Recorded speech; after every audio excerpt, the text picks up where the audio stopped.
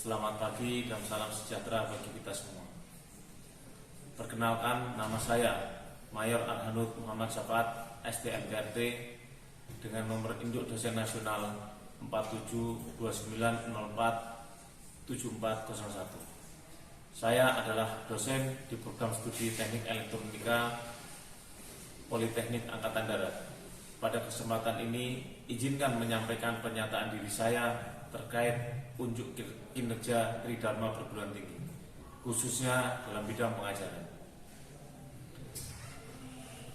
Filosofi pengajaran adalah pandangan atau keyakinan dasar yang membimbing seorang pendidik dalam proses mengajar. Mencakup tujuan pengajaran, pendekatan terhadap siswa, metode yang digunakan, peran pendidik, dan cara penilaian hasil belajar. Ini sangat menentukan bagaimana seorang pendidik merancang kurikulum, memilih teknik pengajaran, dan berinteraksi dengan siswa untuk mencapai tujuan pendidikan yang diinginkan. Filosofi ini mencerminkan keyakinan tentang cara terbaik untuk menyampaikan ilmu, memotivasi siswa, dan mengembangkan pemahaman serta keterampilan mereka. Mata kuliah yang saya ampu adalah Sistem Kendali Senjata sebanyak 2 SKS.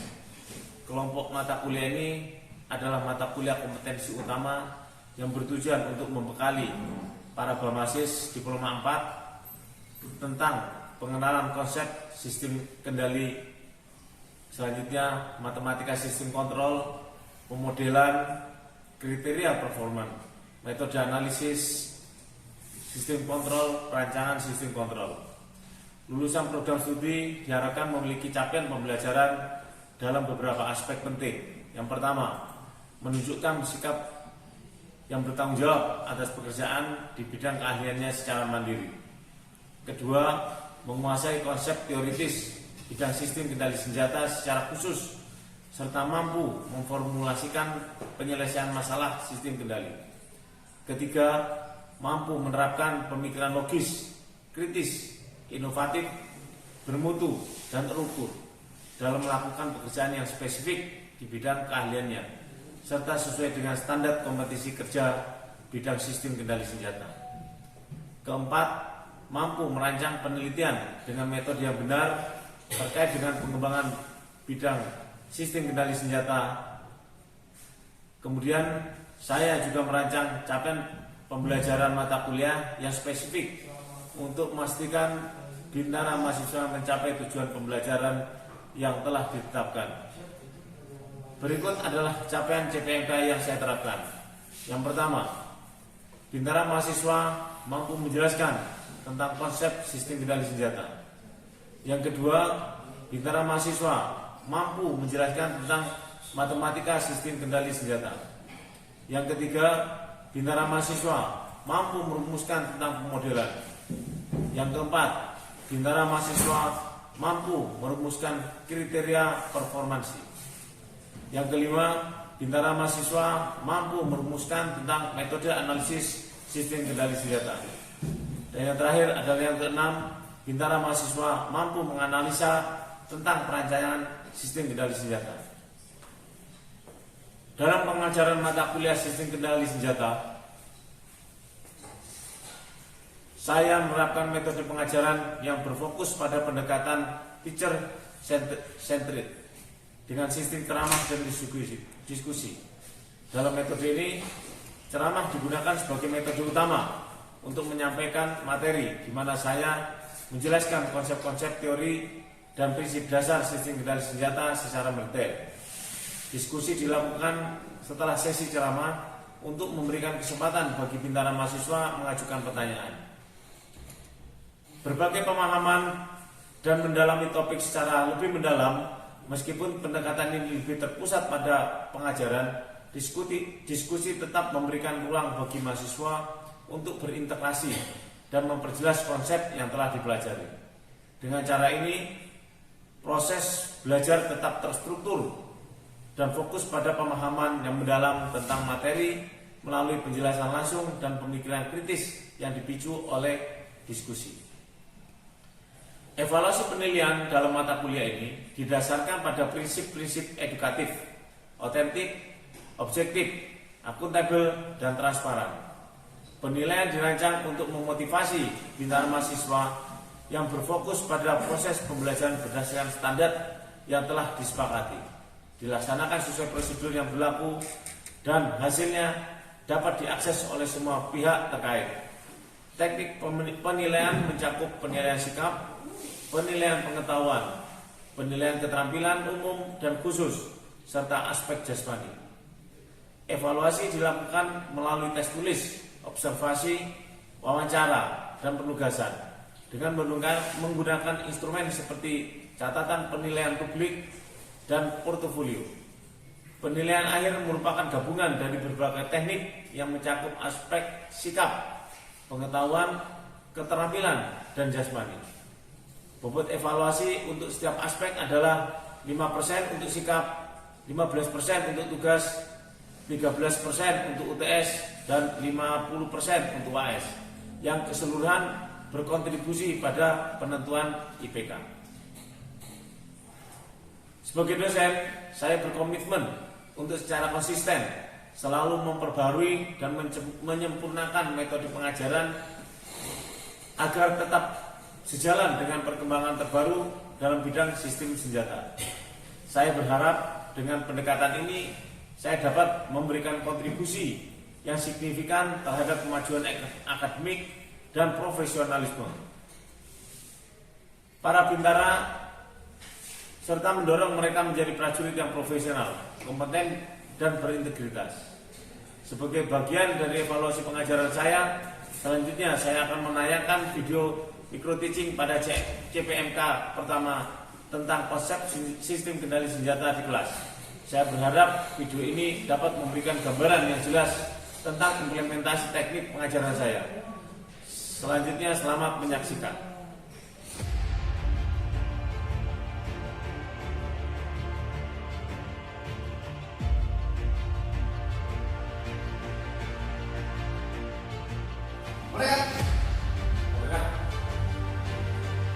Lapor kelas Anasista tingkat 2 jumlah 20. Mantap. Siap menerima pembelajaran. Siap kedua. Mengawali pembelajaran. Berdoa mulai.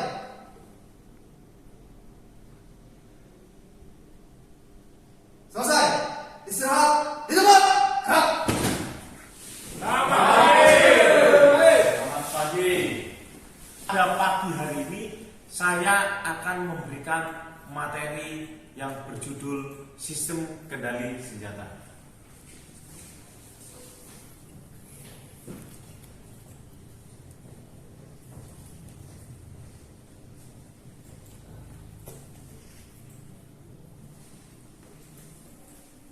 Adapun ruang lingkup yang akan kita pelajari, yang pertama adalah konsep sistem kendali senjata. Yang kedua adalah matematika sistem kendali senjata. Yang ketiga adalah pemodelan. Yang keempat adalah kriteria performansi. Yang kelima adalah metode analisis sistem kendali senjata. Dan yang terakhir, yang keenam adalah perancangan sistem kendali senjata. Ini yang akan kita kupas selama 1 semester. Dan setelah materi pemodelan kita melaksanakan UTS. Kemudian setelah materi selesai semua, kita di akhir evaluasi ada UAS. Adapun referensi yang saya gunakan yang pertama adalah dari buku Belajar Sistem Kontrol karangan Ernie Eugene Tias. Kemudian yang kedua adalah sistem pengaturan dari Diana Rahmawati SMT. Kemudian kita juga bisa memperkaya dengan menambah pengetahuan, bisa dari internet atau dari buku-buku lain. Jadi saya tidak membatasi hanya buku ini saja. Yang penting kita menggunakan materi sistem kendali. Pada pertemuan pada pagi hari ini, capaian yang ingin dicapai adalah pada pembelajaran mata kuliah atau CPNK pertama kita mengenal tentang konsep sistem kendali senjata.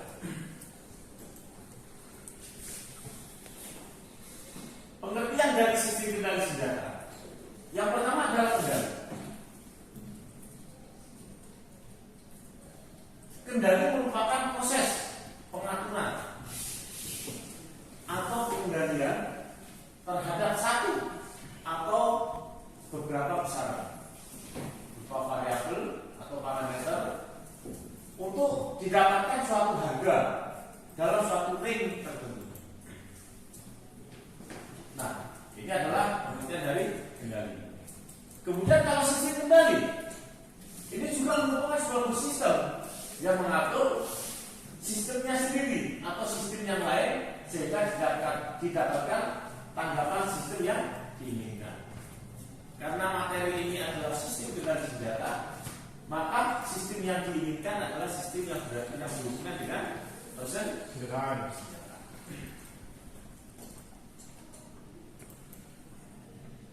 Apa sebenarnya tujuan kita mengendalikan? Apakah orang itu harus ke sana, ke sini, ataukah perlengkapan itu harus ke sana, ke sini sesuai dengan keinginan kita? Itu merupakan efek dari suatu pengendali.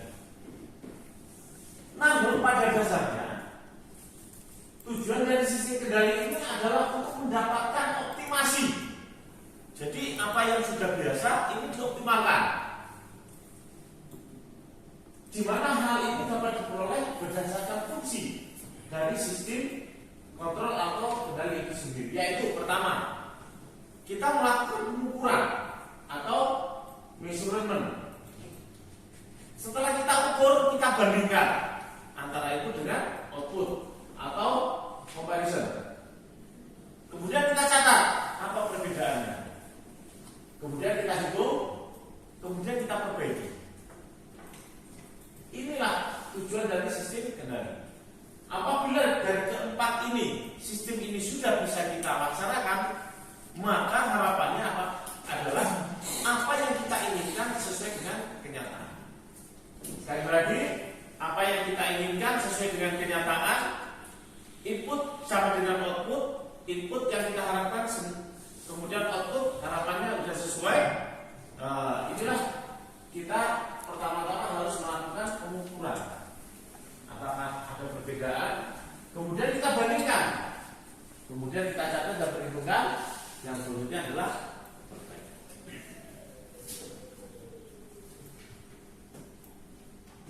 Ini adalah contoh dari sistem kendali yang biasa kita lihat di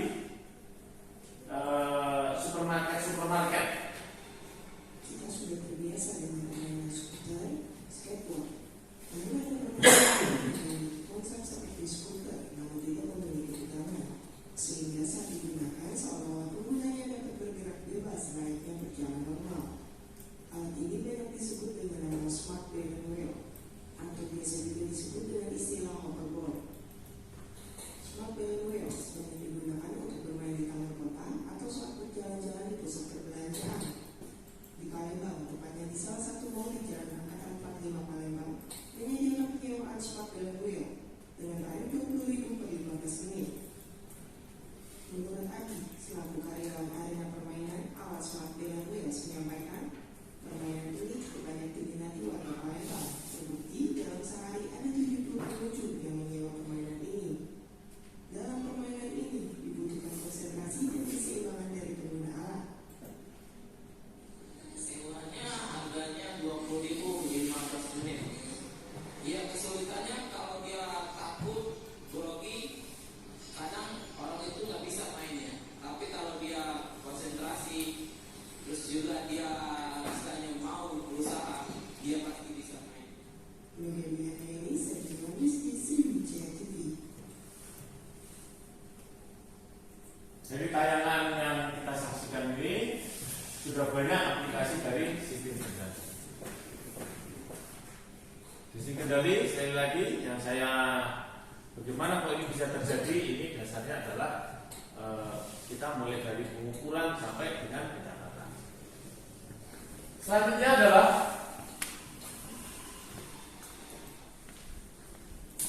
ini adalah contoh sistem kendali juga, di mana sebuah pesawat bagaimana dia dikendalikan. Ini adalah kendali pembukaan. Kemudian ini adalah pengendali-pengendali yang lain, sehingga pesawat itu bisa bergerak kemana-mana sesuai dengan perintah dari kita. Nah, kemudian ada juga ini adalah mobil pakai setir. Kita menggunakan setir itu sama dengan mengendalikan. Apabila kita putar satu putaran, maka dia akan berputar sekian derajat dan sebagainya. Itu salah satu aplikasi dari sistem kendali. Nah, sistem-sistem yang lain bisa kita lihat, contohnya adalah elevator atau lift. Apakah pernah Anda itu naik lift? Pernah. Kalau Anda itu mau ke tingkat 3 dari gedung itu, apa yang Anda pencet? Tombol nomor 3.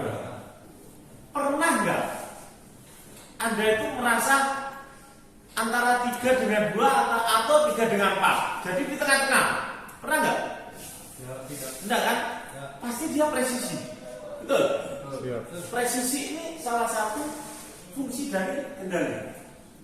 Fungsi kendali itu adalah aplikasinya. Kemudian kendali mobil, kendali perilaku pesawat dan lain sebagainya. Dari apa yang kita saksikan, apa yang saya jelaskan ini, maka dengan berkembangnya waktu, klasifikasi sistem kendali ini ada beberapa yang kita klasifikasikan. Yang pertama adalah sistem loop terbuka dan sistem loop tertutup. Kita sudah mengalami, kita sudah tahu, mungkin para farmasis sekalian tidak bisa mengklasifikasi. Contoh di sini adalah sistem loop terbuka. Sistem loop terbuka menggunakan peralatan penggerak untuk mengontrol proses secara langsung tanpa berbalik. Pada sistem ini harga keluaran sistem tidak dapat dibandingkan terhadap harga masukannya. Ini biasanya dilakukan oleh manusia. Ada campur tangan manusia pada saat operasional. Ini kalau di desa-desa itu namanya apa ini? Dam. Namanya Joko Tirto, Bapak ini ya. Dam. Ya, ini yang mengatur air itu. Bendungan. Oh, ini waktunya ke desa ini. Ini waktu ke RT ini, waktu ke RT ini dan sebagainya. Dilakukan oleh manusia. Selama ada campur tangan manusia, ini namanya adalah sistem terbuka. Apabila kita merancang sebuah sistem sehingga campur tangan manusia itu dikecilkan atau mungkin tidak ada sama sekali, maka menjadi sistem tertutup seperti tayangan tadi itu yang bisa bergerak. Selanjutnya adalah kita bahas tentang beberapa sistem kontrol dapat diklasifikasikan dengan berbagai cara. Ini ada beberapa kendalinya. Kita bahas satu-satu. Yang pertama adalah sistem loop terbuka. Sistem loop terbuka menggunakan peralatan penggerak untuk mengontrol proses secara langsung tanpa umpan balik. Pada sistem ini harga keluaran sistem tidak dapat dibandingkan terhadap harga masukan. Blok diagramnya adalah seperti ini. Ya. Ini ada input, ada proses atau frame, kemudian ada output. Tidak ada feedback. Kalau outputnya tidak sesuai dengan yang kita inginkan, ya sudah, tidak ada feedbacknya. Inilah yang disebut dengan sistem blok terbuka. Selanjutnya ini juga salah satu contoh sistem loop terbuka. Ini kita setting berapa derajat. Nah, ini tidak ada kontrolnya, tidak ada feedbacknya, sehingga kemana arahnya dari rudal ini juga kita tidak tahu. Artinya masukan ini adalah sebuah cita-cita. Bisa dipahami? Keluaran adalah sebuah kenyataan. Apakah cita-citanya ini sudah sesuai dengan kenyataan? Apabila tidak sesuai, maka dia diumpat balikan, diukur di sini. Di sini antara loop terbuka dan tertutup ini ada beberapa perbedaan. Kalau loop terbuka ini lebih sederhana, harga murah, dapat dipercaya, kurang akurat karena tidak terdapat koreksi terhadap kesalahan. Kemudian loop tertutup lebih kompleks, harganya lebih mahal. Kemudian dapat dipercaya karena ada feedback. Kemudian lebih akurat karena terdapat koreksi terhadap kesalahan.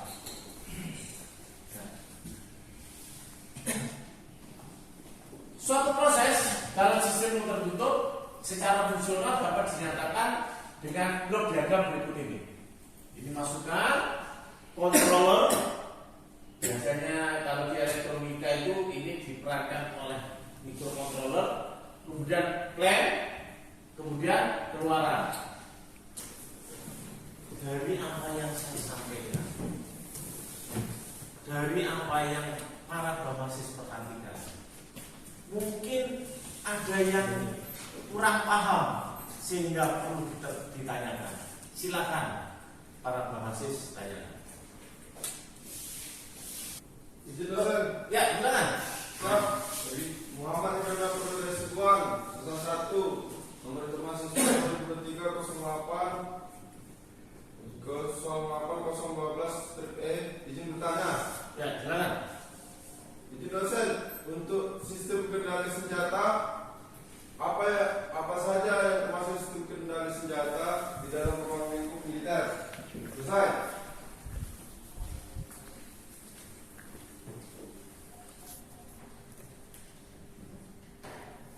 Ada pertanyaan dari salah satu berbasis.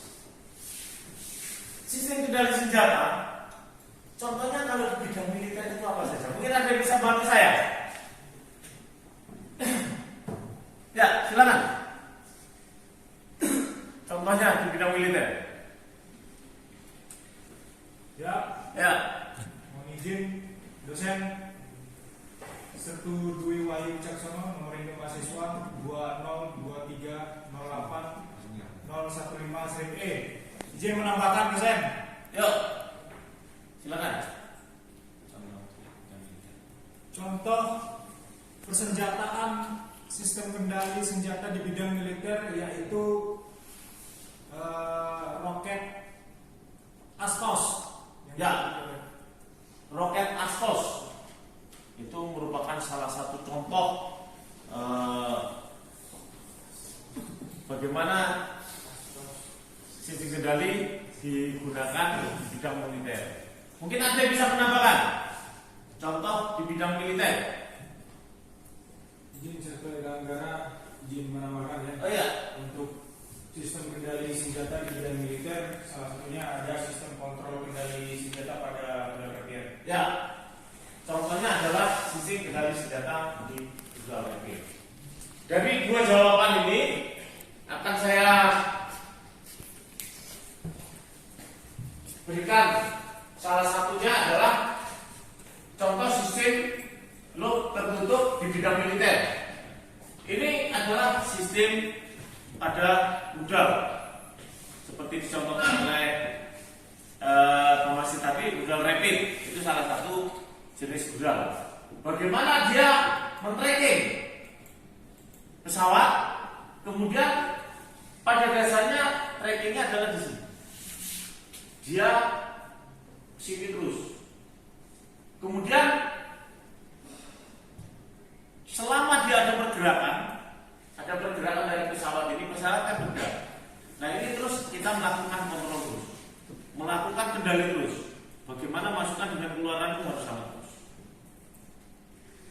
Bisa terjawab?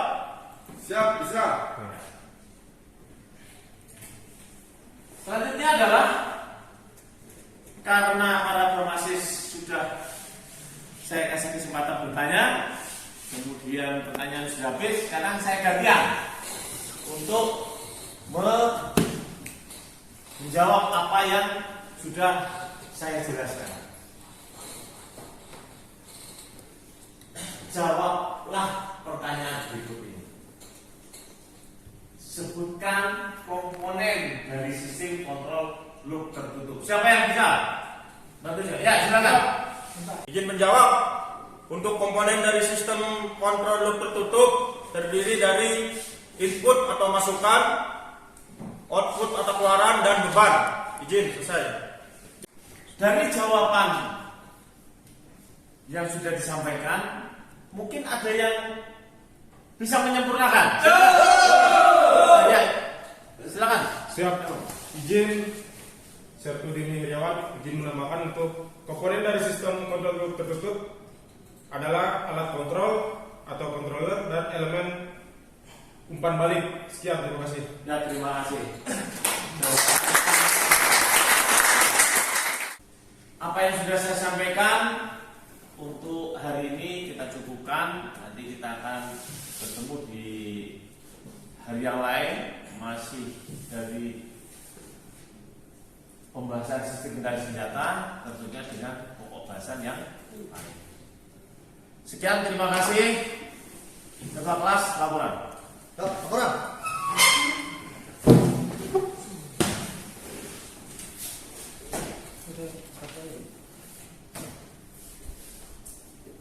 Duduk, siap. Gerak.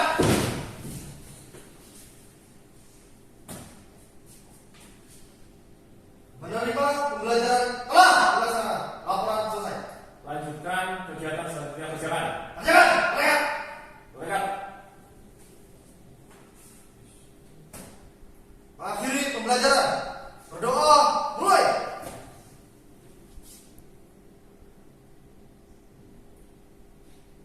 Selesai. Istirahat.